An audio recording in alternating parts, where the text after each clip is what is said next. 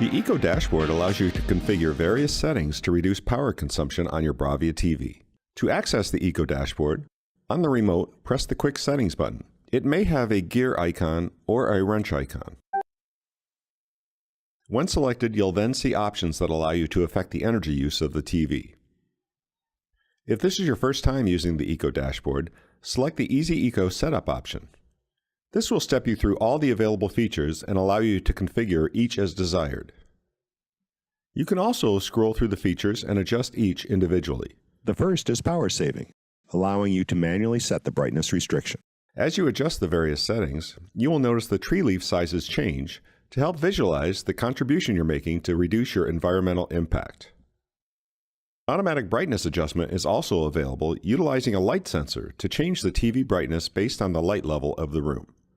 You can also set the TV to turn off after a set time when not in use, and also if no signal is detected for 15 minutes.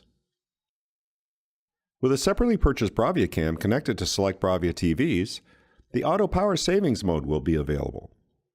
This feature will detect viewer movement in the room, and the screen can be automatically dimmed to minimize power consumption when there's no one in front of the TV.